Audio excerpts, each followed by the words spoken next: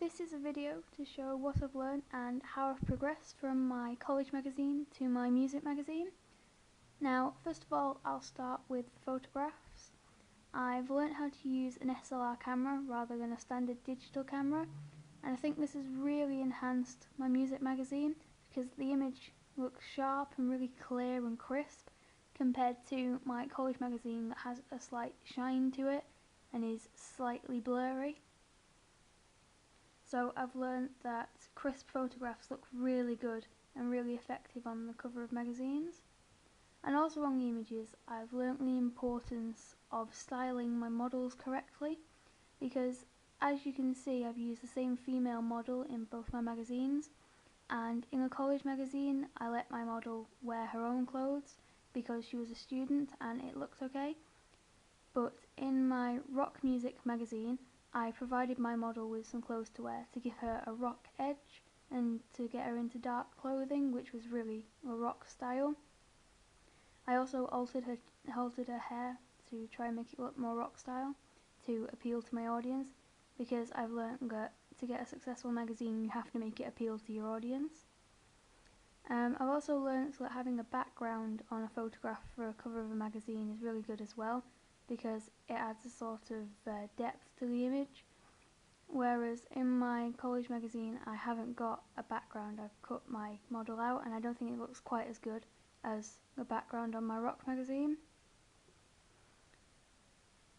I've also learnt the importance of colour to attract my target audience, because I think my white and red contrast in my college magazine doesn't really look as good as my red, white and black one for my rock magazine, because red, white and black, they suit the rock genre, whereas red and white don't really suit a college theme.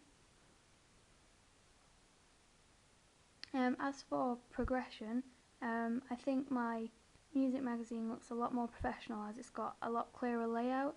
There aren't any stupid boxes like there are on my college magazine, which I think makes it look a bit daft. And it looks more professional, my music magazine, because of the layout, having the masthead at the top in really bold letters which catches the eye, and then having all the articles at the bottom to make sure that my models are well seen so that they can attract my target audience.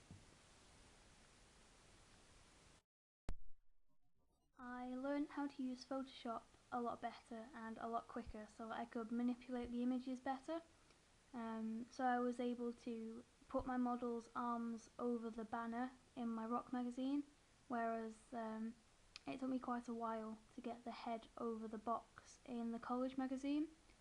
And I also used Photoshop a lot more easily to create the style of my rock music magazine, whereas I'm not sure that my college magazine actually has a style, or a consistent style anyway. As for my contents page, I've learnt how to use colour more effectively, as I just used a block red colour on my college magazine, but I mixed it up a little on my rock magazine with using the red, white and black, and I think it just looks totally rock and roll and would really suit my target audience, which is always helpful. I've also learnt how to use paintbrushes for my rock magazine, which is the stars and the skull and the checkerboard effect at the bottom of the contents page.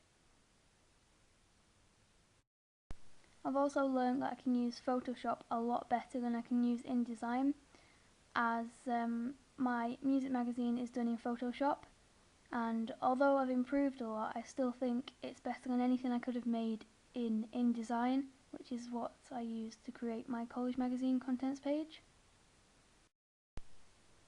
I've also laid out my rock magazine contents page a lot more professionally and a lot more clearly. I've got photographs in decent positions, whereas on my college magazine I've sort of planned to have them pretty much all over the place. And the use of a good layout makes it look more professional. So I feel I've progressed in my professionalism to make my magazine, my rock magazine, look a lot better than my college magazine. Overall, I've learnt a lot about the layout and style, colour and types of photographs that are used on rock magazines and magazines in general, and I think this has really helped me to progress from my college magazine to my music magazine, as I didn't really do too much research into my college magazine.